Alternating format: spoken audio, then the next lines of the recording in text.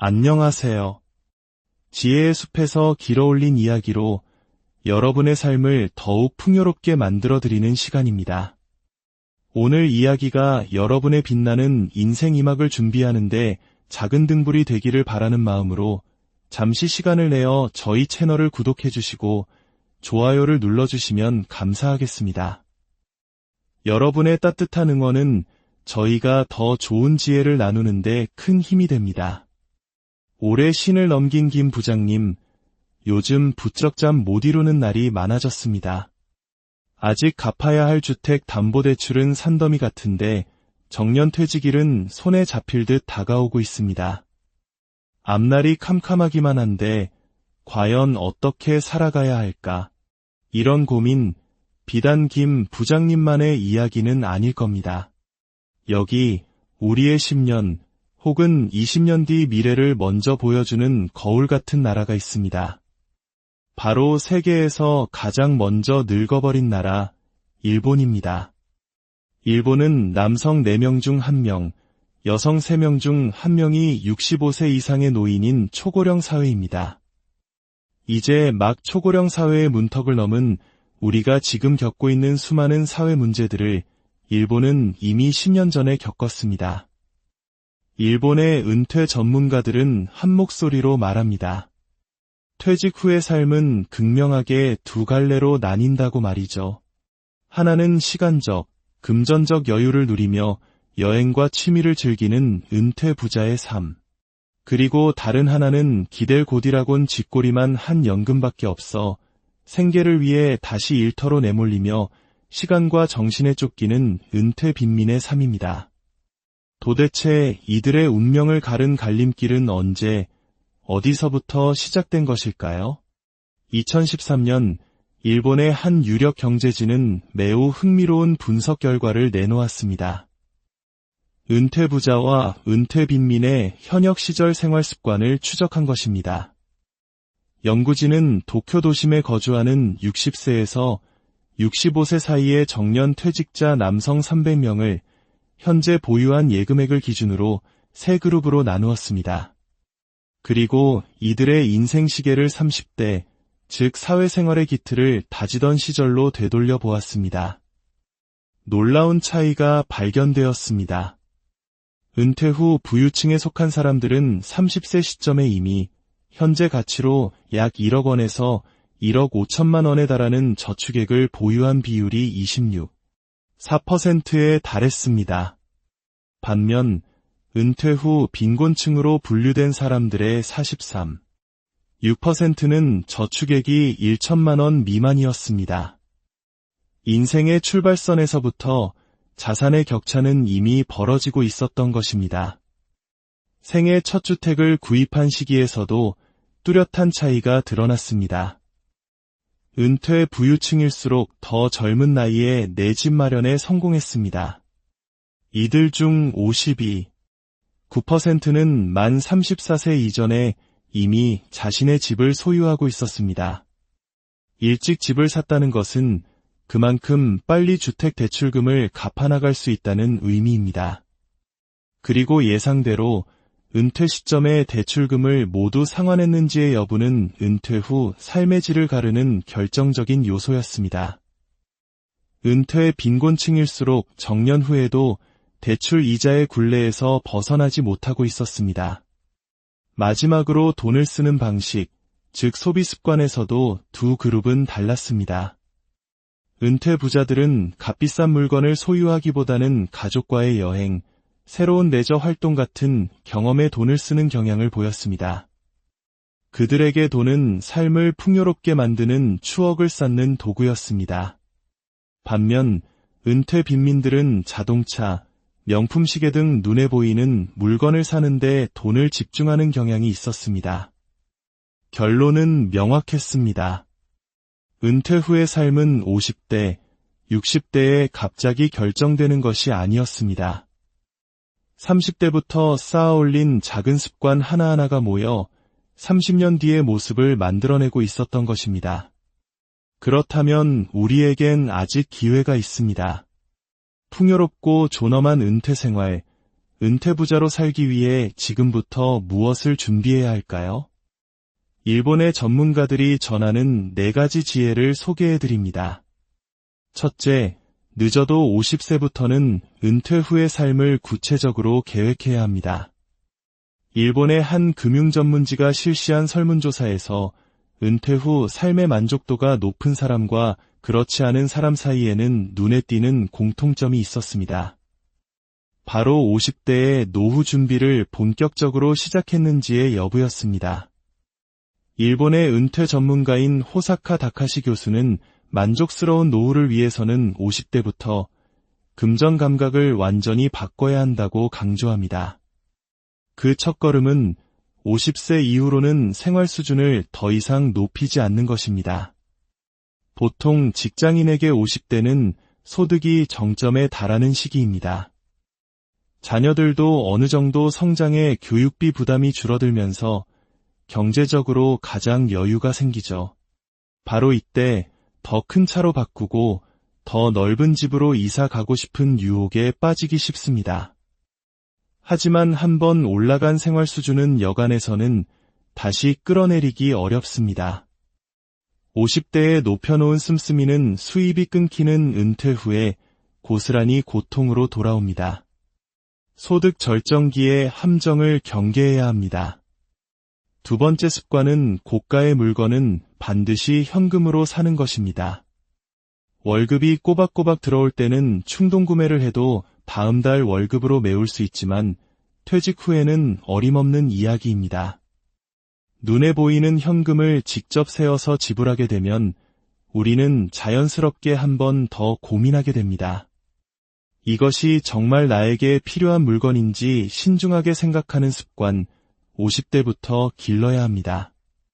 세 번째 조언은 어쩌면 한국 사회에서 가장 실천하기 어려운 것일지도 모릅니다. 바로 자녀와 손주에게 쓰는 돈을 아끼는 것입니다. 눈에 넣어도 아프지 않을 자식과 손주를 위해 교육비부터 해외여행 경비까지 척척 내어주시는 부모님들이 많습니다. 하지만 고액 자산가가 아니라면 자녀에 대한 과도한 지출은 결국 나의 노후를 갉아먹는 행위임을 명심해야 합니다. 자녀에게 줄 수 있는 최고의 선물은 그들이 스스로 독립할 수 있도록 믿어주는 것이며 나 자신에게는 누구에게도 기대지 않는 존엄한 노후를 보장하는 것입니다. 아빠 엄마의 지원은 대학교를 졸업할 때까지다. 와 같이 명확한 선을 미리 그어두는 지혜가 필요합니다. 둘째, 슬로 창업을 준비하십시오. 요즘 일본 시니어들 사이에서는 슬로 창업이 큰 주목을 받고 있습니다. 슬로 창업이란 말 그대로 느린 창업입니다.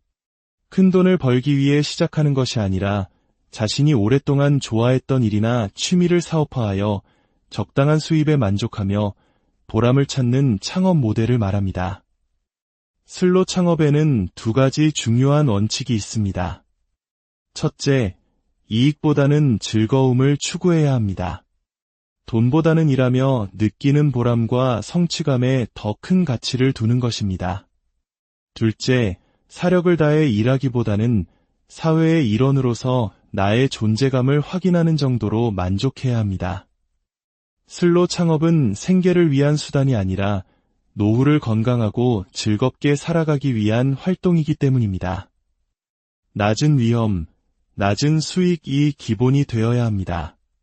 수익을 올리겠다는 공격적인 자세보다는 적자를 내지 않겠다는 방어적인 자세가 더 중요합니다. 예를 들어 일본의 한 은퇴자는 반려견 산책 대행 서비스 회사를 차렸습니다. 이 회사의 고정비라고는 고객에게 나눠줄 광고 전단지와 배변 봉투 같은 물품 비용이 전부입니다. 사실상 자신의 몸 하나로 하는 일인 비즈니스인 셈입니다. 이용 요금은 1회에 2만 원 정도로 큰 돈을 벌 수는 없습니다. 하지만 이 회사의 대표는 이렇게 말합니다.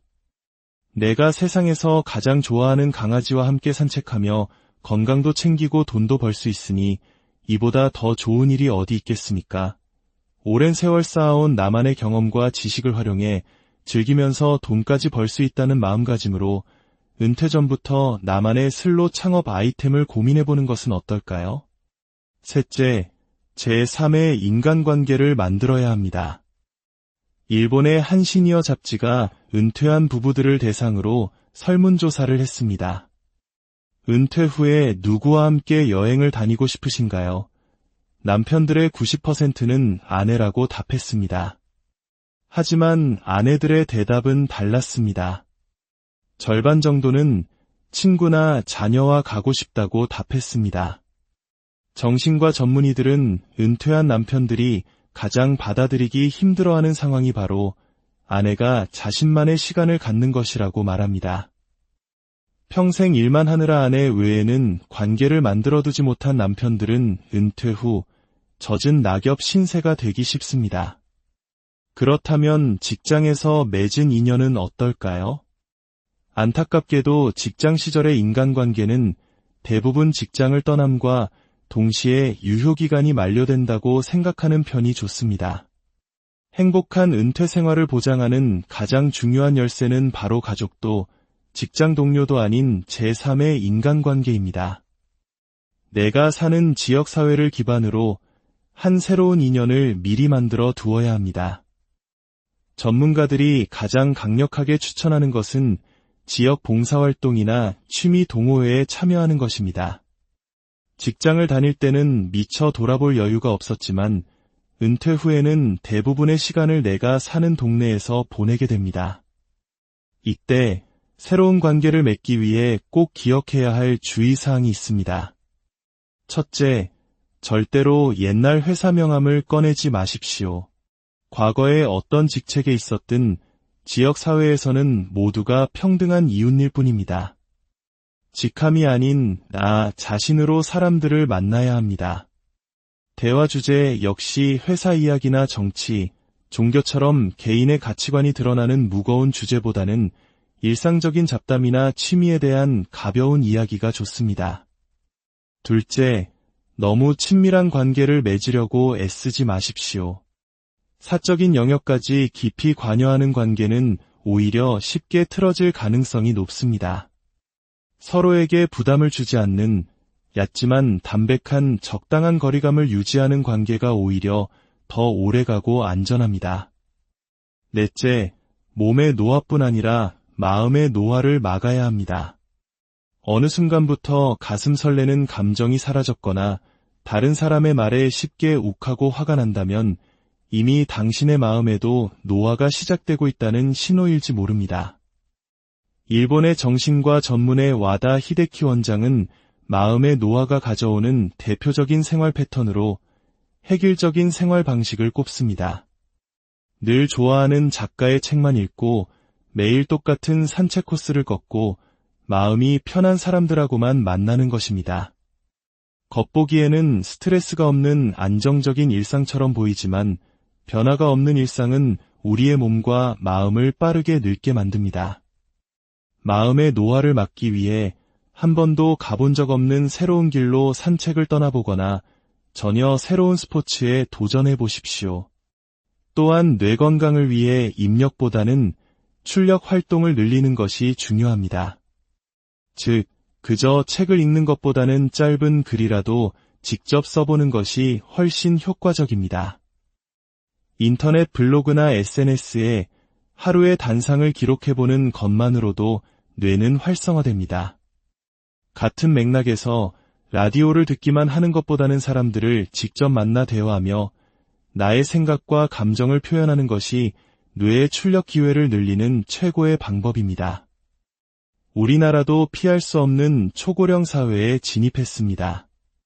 하지만 미리 준비하고 계획한다면 길어진 노년은 위기가 아닌 새로운 기회가 될 수 있습니다. 인생의 후반전 10만 시간을 무엇으로 어떻게 채워나갈 것인가? 오늘 우리가 함께 나눈 지혜들이 여러분의 인생 이막을 더욱 풍요롭고 찬란하게 만드는 작은 씨앗이 되기를 진심으로 기원합니다. 모든 분들의 삶에 평안과 풍요가 가득하기를 바랍니다. 안녕하세요. 지혜의 숲에서 길어올린 이야기로 여러분의 삶을 더욱 풍요롭게 만들어드리는 시간입니다.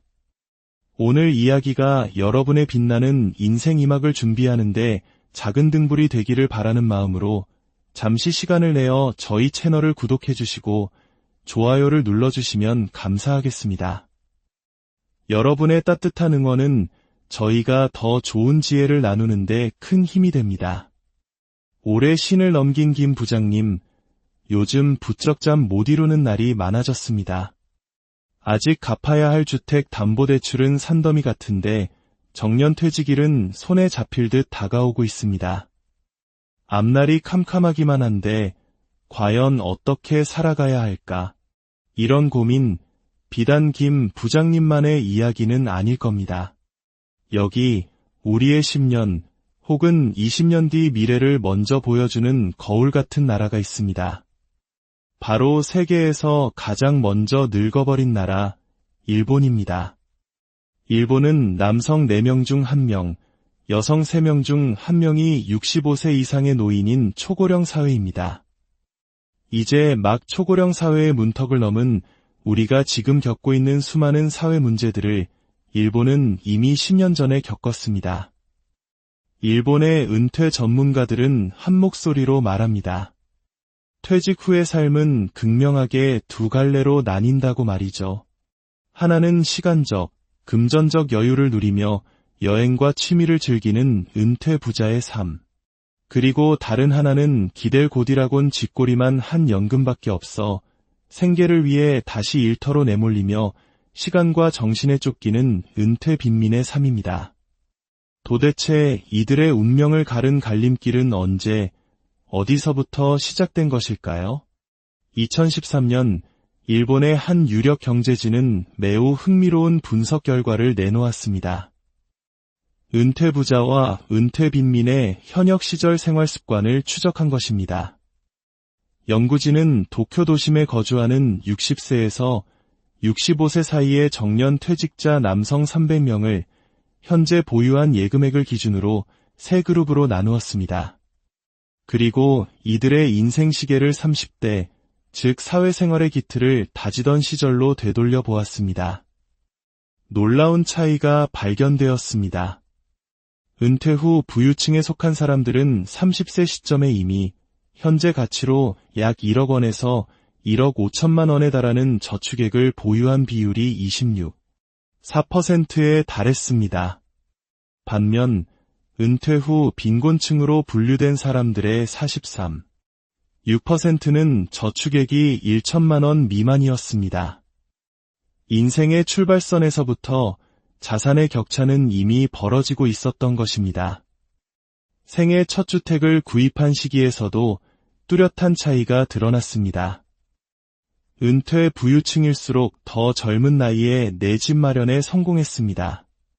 이들 중 52.9%는 만 34세 이전에 이미 자신의 집을 소유하고 있었습니다.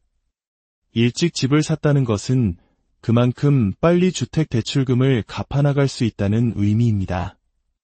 그리고 예상대로 은퇴 시점에 대출금을 모두 상환했는지의 여부는 은퇴 후 삶의 질을 가르는 결정적인 요소였습니다.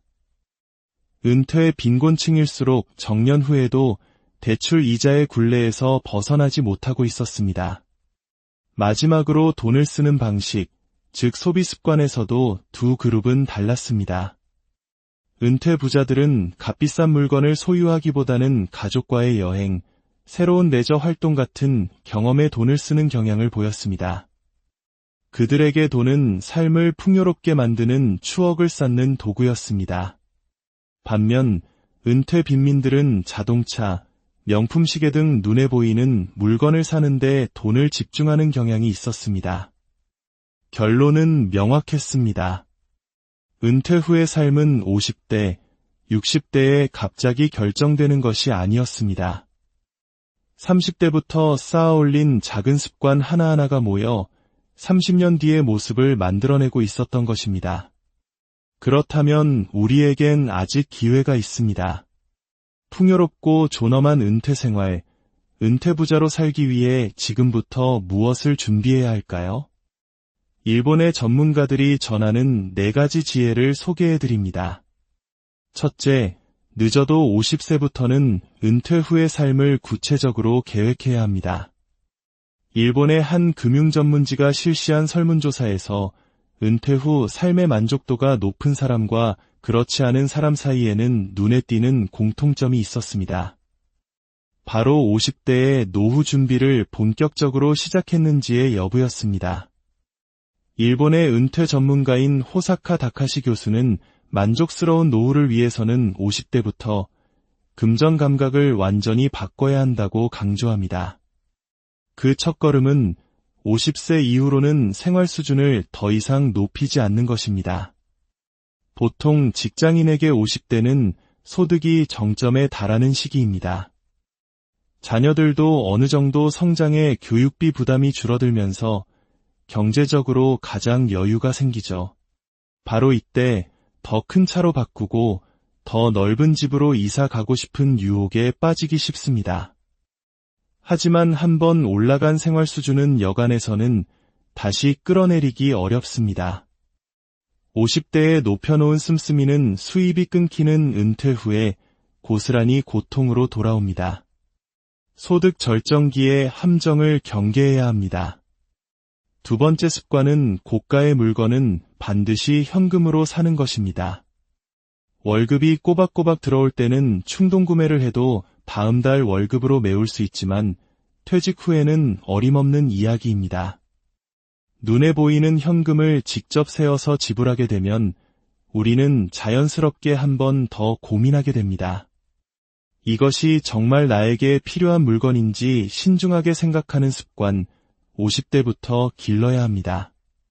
세 번째 조언은 어쩌면 한국 사회에서 가장 실천하기 어려운 것일지도 모릅니다. 바로 자녀와 손주에게 쓰는 돈을 아끼는 것입니다. 눈에 넣어도 아프지 않을 자식과 손주를 위해 교육비부터 해외여행 경비까지 척척 내어주시는 부모님들이 많습니다. 하지만 고액 자산가가 아니라면 자녀에 대한 과도한 지출은 결국 나의 노후를 갉아먹는 행위임을 명심해야 합니다. 자녀에게 줄 수 있는 최고의 선물은 그들이 스스로 독립할 수 있도록 믿어주는 것이며 나 자신에게는 누구에게도 기대지 않는 존엄한 노후를 보장하는 것입니다. 아빠 엄마의 지원은 대학교를 졸업할 때까지다. 와 같이 명확한 선을 미리 그어두는 지혜가 필요합니다. 둘째, 슬로 창업을 준비하십시오. 요즘 일본 시니어들 사이에서는 슬로 창업이 큰 주목을 받고 있습니다. 슬로 창업이란 말 그대로 느린 창업입니다. 큰 돈을 벌기 위해 시작하는 것이 아니라 자신이 오랫동안 좋아했던 일이나 취미를 사업화하여 적당한 수입에 만족하며 보람을 찾는 창업 모델을 말합니다. 슬로 창업에는 2가지 중요한 원칙이 있습니다. 첫째, 이익보다는 즐거움을 추구해야 합니다. 돈보다는 일하며 느끼는 보람과 성취감에 더 큰 가치를 두는 것입니다. 둘째, 사력을 다해 일하기보다는 사회의 일원으로서 나의 존재감을 확인하는 정도로 만족해야 합니다. 슬로 창업은 생계를 위한 수단이 아니라 노후를 건강하고 즐겁게 살아가기 위한 활동이기 때문입니다. 낮은 위험, 낮은 수익이 기본이 되어야 합니다. 수익을 올리겠다는 공격적인 자세보다는 적자를 내지 않겠다는 방어적인 자세가 더 중요합니다. 예를 들어 일본의 한 은퇴자는 반려견 산책 대행 서비스 회사를 차렸습니다. 이 회사의 고정비라고는 고객에게 나눠줄 광고 전단지와 배변 봉투 같은 물품 비용이 전부입니다. 사실상 자신의 몸 하나로 하는 일인 비즈니스인 셈입니다. 이용 요금은 1회에 2만 원 정도로 큰 돈을 벌 수는 없습니다. 하지만 이 회사의 대표는 이렇게 말합니다. 내가 세상에서 가장 좋아하는 강아지와 함께 산책하며 건강도 챙기고 돈도 벌 수 있으니 이보다 더 좋은 일이 어디 있겠습니까? 오랜 세월 쌓아온 나만의 경험과 지식을 활용해 즐기면서 돈까지 벌 수 있다는 마음가짐으로 은퇴 전부터 나만의 슬로 창업 아이템을 고민해보는 것은 어떨까요? 셋째, 제3의 인간관계를 만들어야 합니다. 일본의 한 시니어 잡지가 은퇴한 부부들을 대상으로 설문조사를 했습니다. 은퇴 후에 누구와 함께 여행을 다니고 싶으신가요? 남편들의 90%는 아내라고 답했습니다. 하지만 아내들의 대답은 달랐습니다. 절반 정도는 친구나 자녀와 가고 싶다고 답했습니다.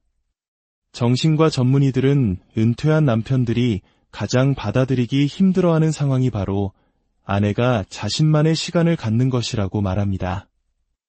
평생 일만 하느라 아내 외에는 관계를 만들어두지 못한 남편들은 은퇴 후 젖은 낙엽 신세가 되기 쉽습니다. 그렇다면 직장에서 맺은 인연은 어떨까요? 안타깝게도 직장 시절의 인간관계는 대부분 직장을 떠남과 동시에 유효기간이 만료된다고 생각하는 편이 좋습니다.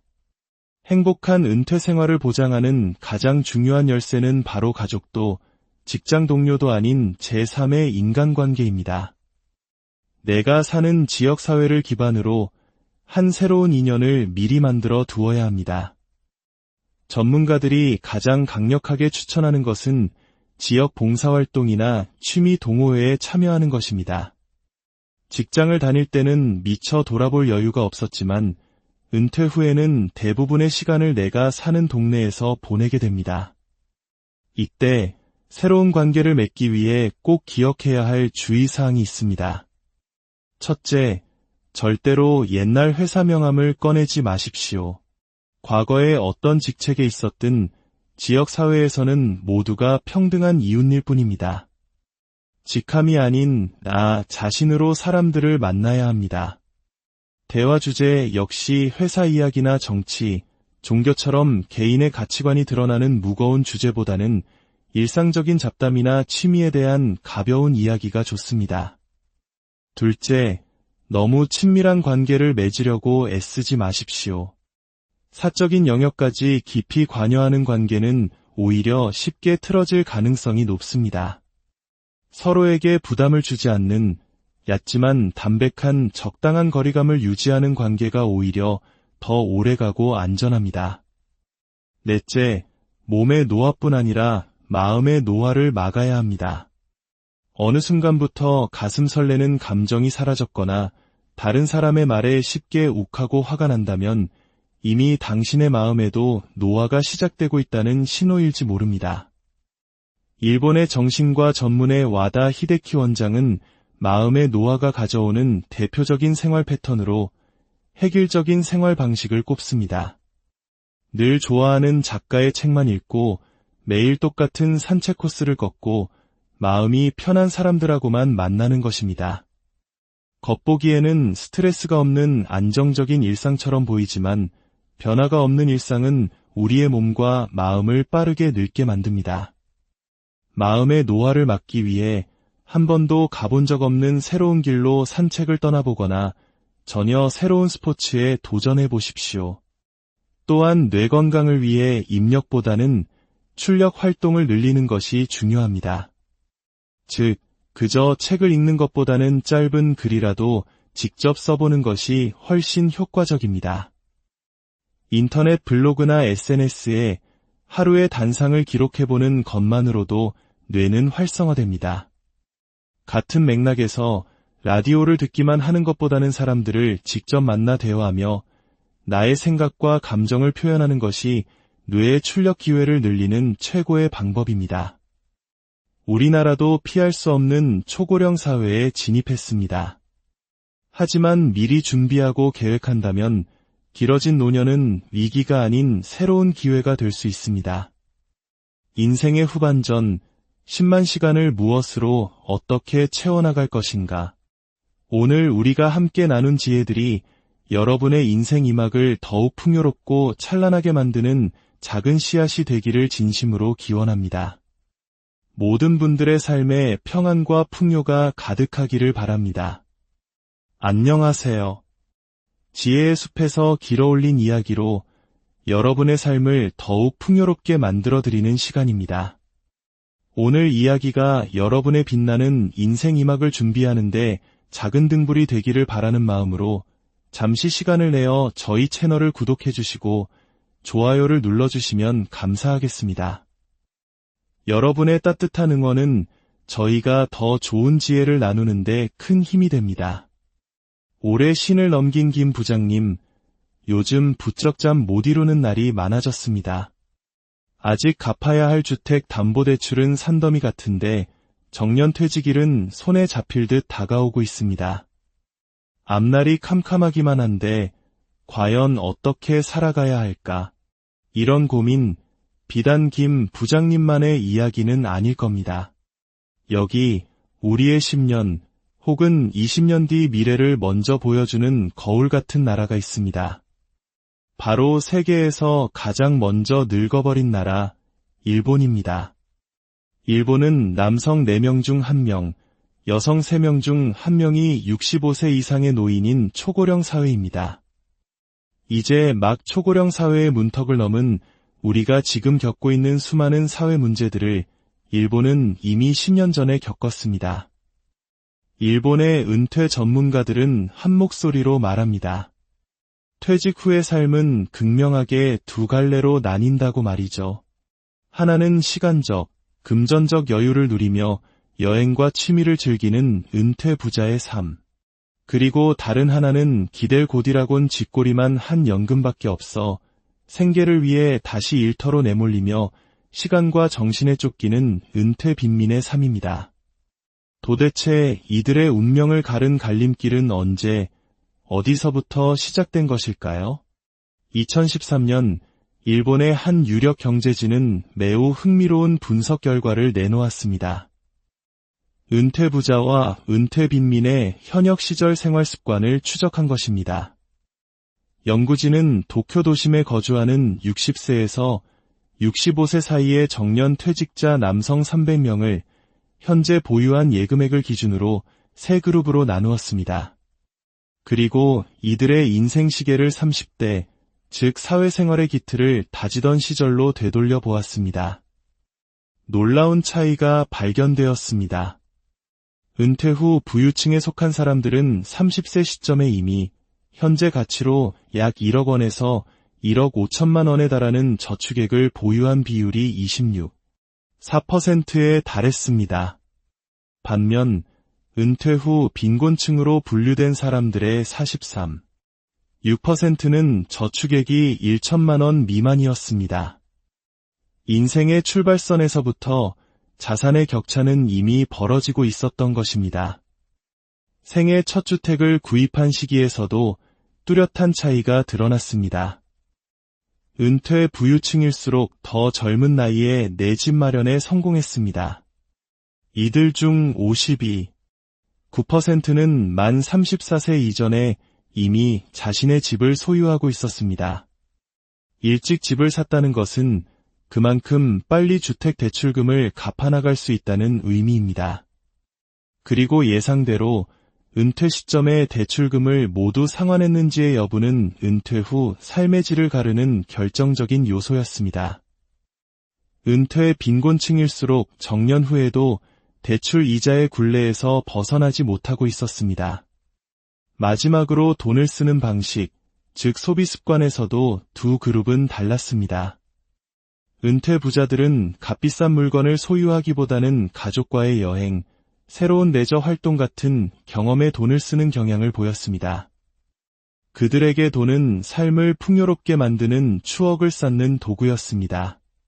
반면 은퇴 빈민들은 자동차, 명품 시계 등 눈에 보이는 물건을 사는데 돈을 집중하는 경향이 있었습니다.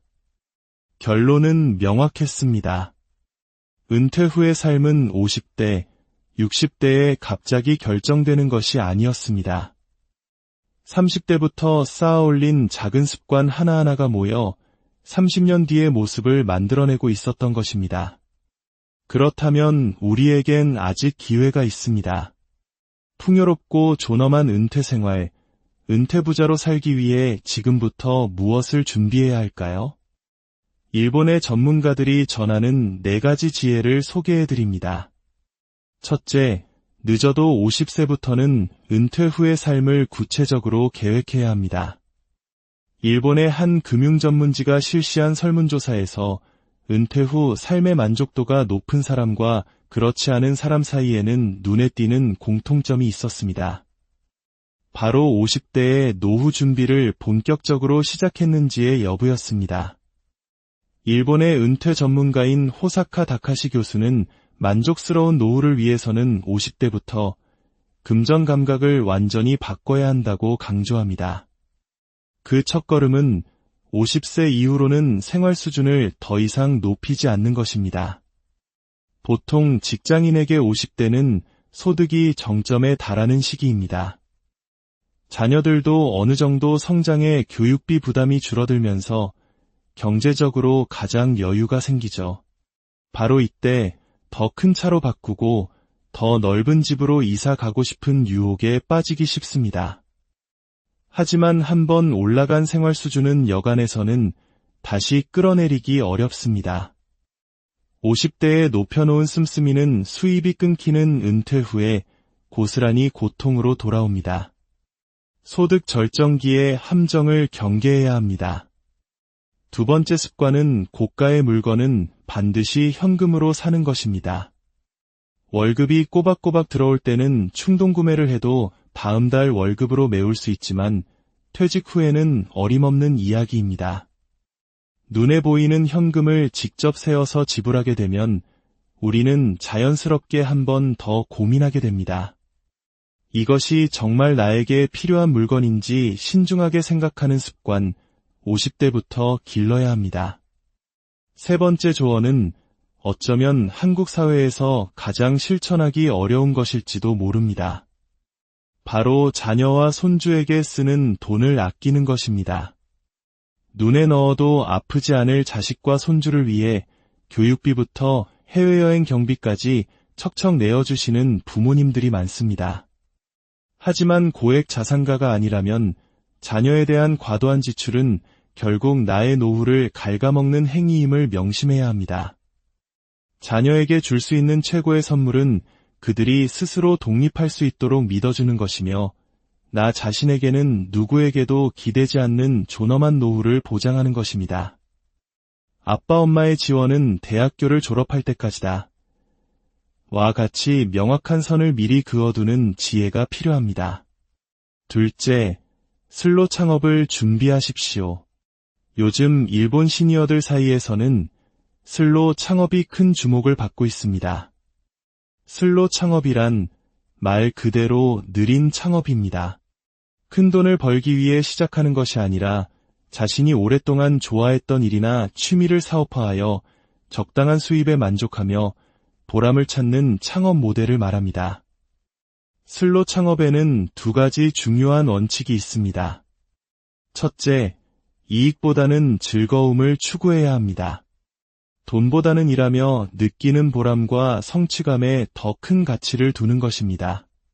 둘째, 사력을 다해 일하기보다는 사회의 일원으로서 나의 존재감을 확인하는 정도로 만족해야 합니다. 슬로 창업은 생계를 위한 수단이 아니라 노후를 건강하고 즐겁게 살아가기 위한 활동이기 때문입니다. 낮은 위험, 낮은 수익이 기본이 되어야 합니다. 수익을 올리겠다는 공격적인 자세보다는 적자를 내지 않겠다는 방어적인 자세가 더 중요합니다. 예를 들어 일본의 한 은퇴자는 반려견 산책 대행 서비스 회사를 차렸습니다. 이 회사의 고정비라고는 고객에게 나눠줄 광고 전단지와 배변 봉투 같은 물품 비용이 전부입니다. 사실상 자신의 몸 하나로 하는 일인 비즈니스인 셈입니다. 이용 요금은 1회에 2만 원 정도로 큰 돈을 벌 수는 없습니다. 하지만 이 회사의 대표는 이렇게 말합니다. 내가 세상에서 가장 좋아하는 강아지와 함께 산책하며 건강도 챙기고 돈도 벌 수 있으니 이보다 더 좋은 일이 어디 있겠습니까? 오랜 세월 쌓아온 나만의 경험과 지식을 활용해 즐기면서 돈까지 벌 수 있다는 마음가짐으로 은퇴 전부터 나만의 슬로 창업 아이템을 고민해보는 것은 어떨까요? 셋째, 제3의 인간관계를 만들어야 합니다. 일본의 한 시니어 잡지가 은퇴한 부부들을 대상으로 설문조사를 했습니다. 은퇴 후에 누구와 함께 여행을 다니고 싶으신가요? 남편들의 90%는 아내라고 답했습니다. 하지만 아내들의 대답은 달랐습니다. 절반 정도는 친구나 자녀와 가고 싶다고 답했습니다. 정신과 전문의들은 은퇴한 남편들이 가장 받아들이기 힘들어하는 상황이 바로 아내가 자신만의 시간을 갖는 것이라고 말합니다. 평생 일만 하느라 아내 외에는 관계를 만들어두지 못한 남편들은 은퇴 후 젖은 낙엽 신세가 되기 쉽습니다. 그렇다면 직장에서 맺은 인연은 어떨까요? 안타깝게도 직장 시절의 인간관계는 대부분 직장을 떠남과 동시에 유효기간이 만료된다고 생각하는 편이 좋습니다.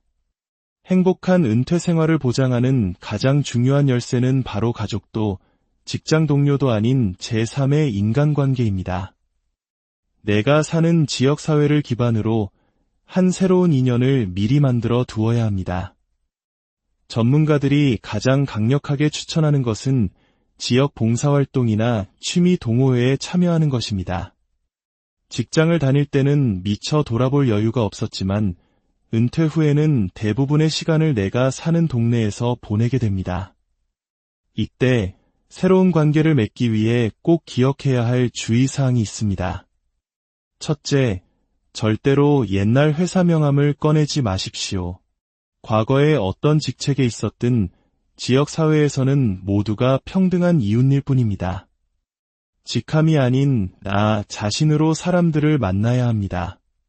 대화 주제 역시 회사 이야기나 정치, 종교처럼 개인의 가치관이 드러나는 무거운 주제보다는 일상적인 잡담이나 취미에 대한 가벼운 이야기가 좋습니다. 둘째, 너무 친밀한 관계를 맺으려고 애쓰지 마십시오. 사적인 영역까지 깊이 관여하는 관계는 오히려 쉽게 틀어질 가능성이 높습니다. 서로에게 부담을 주지 않는 얕지만 담백한 적당한 거리감을 유지하는 관계가 오히려 더 오래가고 안전합니다. 넷째, 몸의 노화뿐 아니라 마음의 노화를 막아야 합니다. 어느 순간부터 가슴 설레는 감정이 사라졌거나 다른 사람의 말에 쉽게 욱하고 화가 난다면 이미 당신의 마음에도 노화가 시작되고 있다는 신호일지 모릅니다.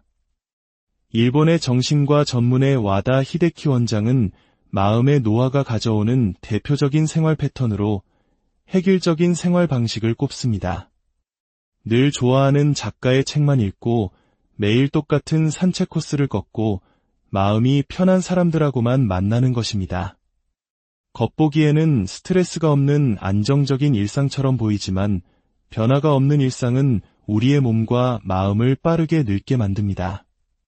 마음의 노화를 막기 위해 한 번도 가본 적 없는 새로운 길로 산책을 떠나보거나 전혀 새로운 스포츠에 도전해 보십시오.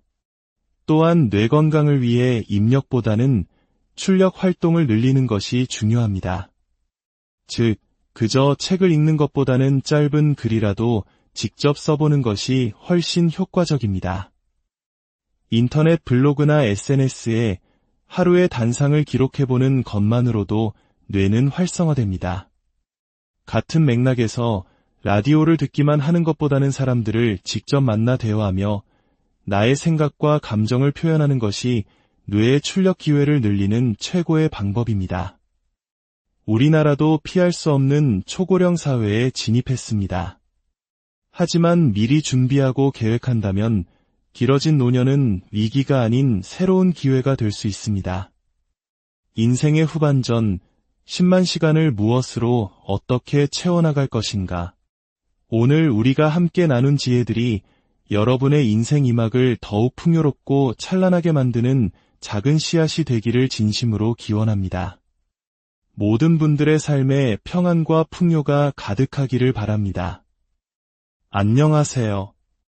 지혜의 숲에서 길어올린 이야기로 여러분의 삶을 더욱 풍요롭게 만들어드리는 시간입니다.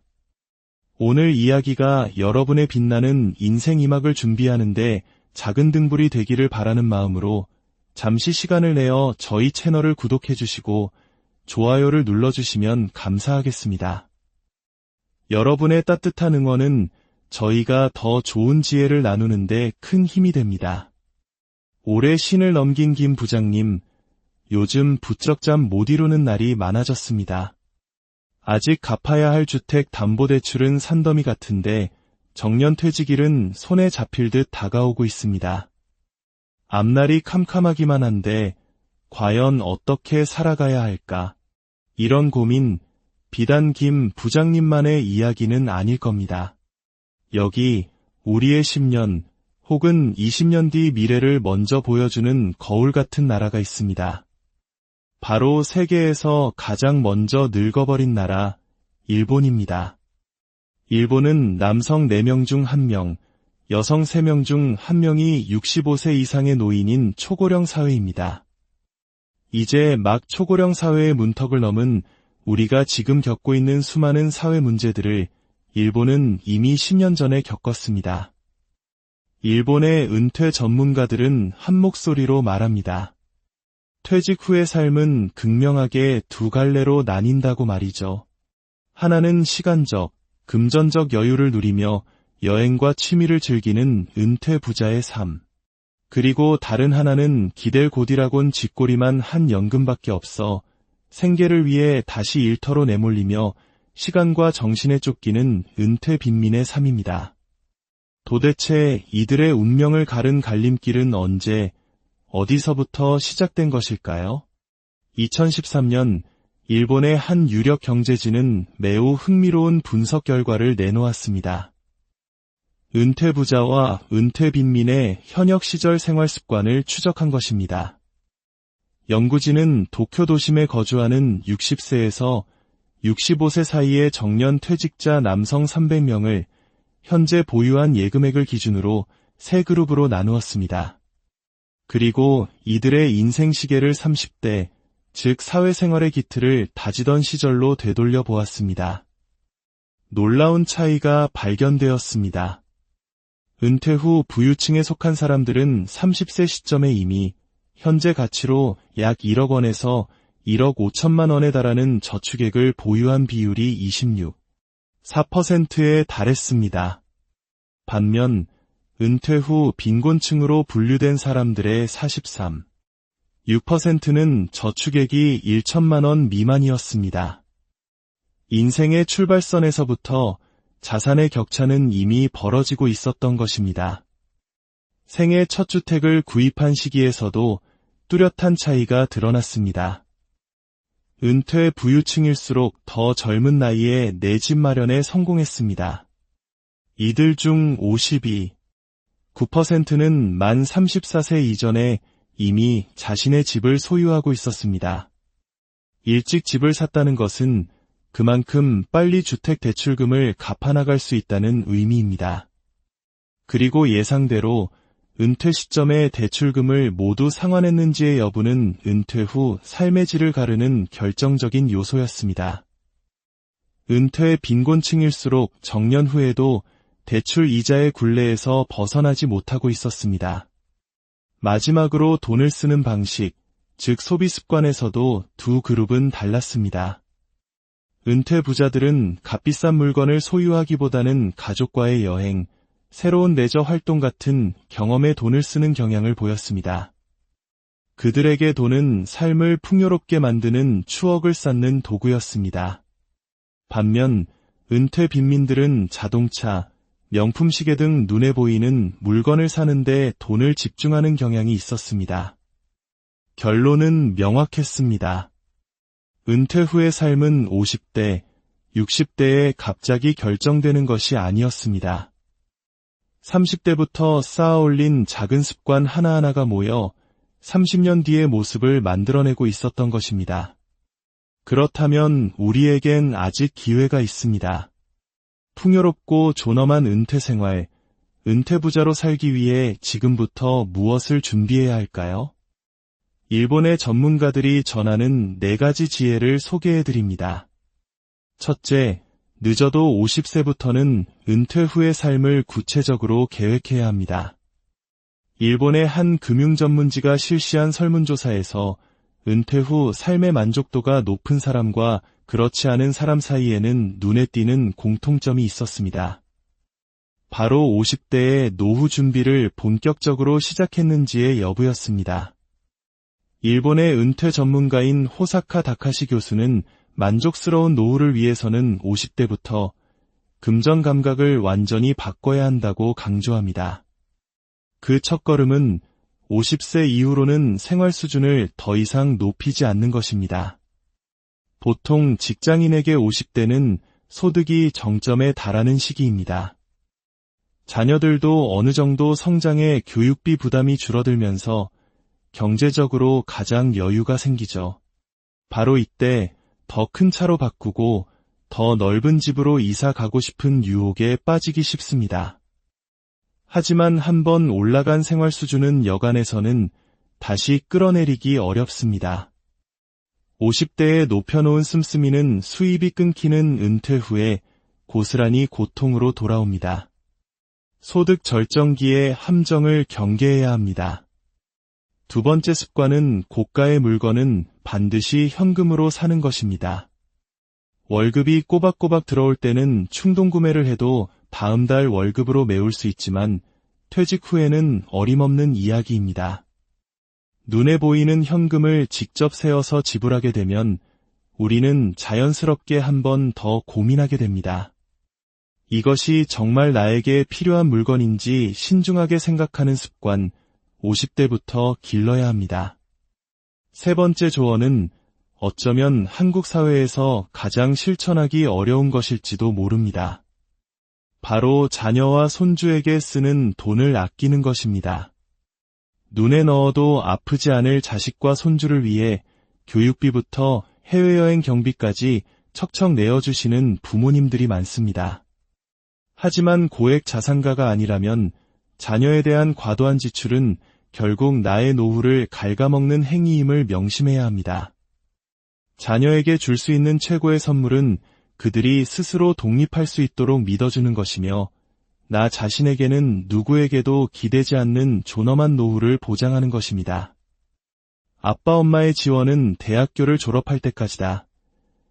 와 같이 명확한 선을 미리 그어두는 지혜가 필요합니다. 둘째, 슬로 창업을 준비하십시오. 요즘 일본 시니어들 사이에서는 슬로 창업이 큰 주목을 받고 있습니다. 슬로 창업이란 말 그대로 느린 창업입니다. 큰 돈을 벌기 위해 시작하는 것이 아니라 자신이 오랫동안 좋아했던 일이나 취미를 사업화하여 적당한 수입에 만족하며 보람을 찾는 창업 모델을 말합니다. 슬로 창업에는 두 가지 중요한 원칙이 있습니다. 첫째, 이익보다는 즐거움을 추구해야 합니다. 돈보다는 일하며 느끼는 보람과 성취감에 더 큰 가치를 두는 것입니다. 둘째, 사력을 다해 일하기보다는 사회의 일원으로서 나의 존재감을 확인하는 정도로 만족해야 합니다. 슬로 창업은 생계를 위한 수단이 아니라 노후를 건강하고 즐겁게 살아가기 위한 활동이기 때문입니다. 낮은 위험, 낮은 수익이 기본이 되어야 합니다. 수익을 올리겠다는 공격적인 자세보다는 적자를 내지 않겠다는 방어적인 자세가 더 중요합니다. 예를 들어 일본의 한 은퇴자는 반려견 산책 대행 서비스 회사를 차렸습니다. 이 회사의 고정비라고는 고객에게 나눠줄 광고 전단지와 배변 봉투 같은 물품 비용이 전부입니다. 사실상 자신의 몸 하나로 하는 일인 비즈니스인 셈입니다. 이용 요금은 1회에 2만 원 정도로 큰 돈을 벌 수는 없습니다. 하지만 이 회사의 대표는 이렇게 말합니다. 내가 세상에서 가장 좋아하는 강아지와 함께 산책하며 건강도 챙기고 돈도 벌 수 있으니 이보다 더 좋은 일이 어디 있겠습니까? 오랜 세월 쌓아온 나만의 경험과 지식을 활용해 즐기면서 돈까지 벌 수 있다는 마음가짐으로 은퇴 전부터 나만의 슬로 창업 아이템을 고민해보는 것은 어떨까요? 셋째, 제3의 인간관계를 만들어야 합니다. 일본의 한 시니어 잡지가 은퇴한 부부들을 대상으로 설문조사를 했습니다. 은퇴 후에 누구와 함께 여행을 다니고 싶으신가요? 남편들의 90%는 아내라고 답했습니다. 하지만 아내들의 대답은 달랐습니다. 절반 정도는 친구나 자녀와 가고 싶다고 답했습니다. 정신과 전문의들은 은퇴한 남편들이 가장 받아들이기 힘들어하는 상황이 바로 아내가 자신만의 시간을 갖는 것이라고 말합니다. 평생 일만 하느라 아내 외에는 관계를 만들어두지 못한 남편들은 은퇴 후 젖은 낙엽 신세가 되기 쉽습니다. 그렇다면 직장에서 맺은 인연은 어떨까요? 안타깝게도 직장 시절의 인간관계는 대부분 직장을 떠남과 동시에 유효기간이 만료된다고 생각하는 편이 좋습니다. 행복한 은퇴 생활을 보장하는 가장 중요한 열쇠는 바로 가족도 직장 동료도 아닌 제3의 인간관계입니다. 내가 사는 지역사회를 기반으로 한 새로운 인연을 미리 만들어 두어야 합니다. 전문가들이 가장 강력하게 추천하는 것은 지역 봉사활동이나 취미 동호회에 참여하는 것입니다. 직장을 다닐 때는 미처 돌아볼 여유가 없었지만 은퇴 후에는 대부분의 시간을 내가 사는 동네에서 보내게 됩니다. 이때 새로운 관계를 맺기 위해 꼭 기억해야 할 주의사항이 있습니다. 첫째, 절대로 옛날 회사 명함을 꺼내지 마십시오. 과거에 어떤 직책에 있었든 지역사회에서는 모두가 평등한 이웃일 뿐입니다. 직함이 아닌 나 자신으로 사람들을 만나야 합니다. 대화 주제 역시 회사 이야기나 정치, 종교처럼 개인의 가치관이 드러나는 무거운 주제보다는 일상적인 잡담이나 취미에 대한 가벼운 이야기가 좋습니다. 둘째, 너무 친밀한 관계를 맺으려고 애쓰지 마십시오. 사적인 영역까지 깊이 관여하는 관계는 오히려 쉽게 틀어질 가능성이 높습니다. 서로에게 부담을 주지 않는 얕지만 담백한 적당한 거리감을 유지하는 관계가 오히려 더 오래가고 안전합니다. 넷째, 몸의 노화뿐 아니라 마음의 노화를 막아야 합니다. 어느 순간부터 가슴 설레는 감정이 사라졌거나 다른 사람의 말에 쉽게 욱하고 화가 난다면 이미 당신의 마음에도 노화가 시작되고 있다는 신호일지 모릅니다. 일본의 정신과 전문의 와다 히데키 원장은 마음의 노화가 가져오는 대표적인 생활 패턴으로 획일적인 생활 방식을 꼽습니다. 늘 좋아하는 작가의 책만 읽고 매일 똑같은 산책 코스를 걷고 마음이 편한 사람들하고만 만나는 것입니다. 겉보기에는 스트레스가 없는 안정적인 일상처럼 보이지만 변화가 없는 일상은 우리의 몸과 마음을 빠르게 늙게 만듭니다. 마음의 노화를 막기 위해 한 번도 가본 적 없는 새로운 길로 산책을 떠나보거나 전혀 새로운 스포츠에 도전해 보십시오. 또한 뇌 건강을 위해 입력보다는 출력 활동을 늘리는 것이 중요합니다. 즉, 그저 책을 읽는 것보다는 짧은 글이라도 직접 써보는 것이 훨씬 효과적입니다.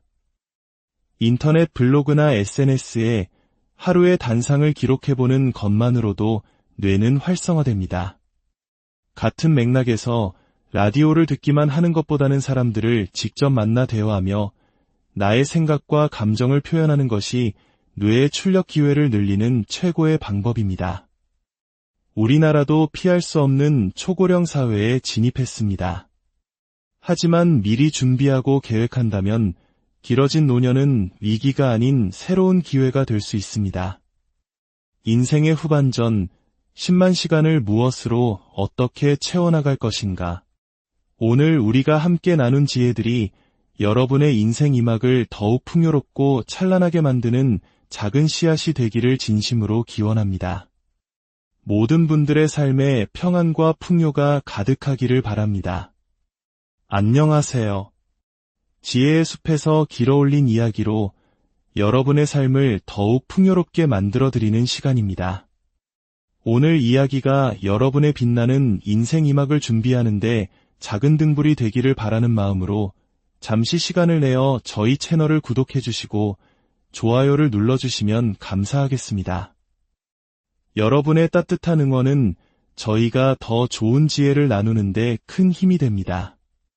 올해 신을 넘긴 김 부장님, 요즘 부쩍 잠 못 이루는 날이 많아졌습니다. 아직 갚아야 할 주택 담보대출은 산더미 같은데 정년퇴직일은 손에 잡힐 듯 다가오고 있습니다. 앞날이 캄캄하기만 한데 과연 어떻게 살아가야 할까?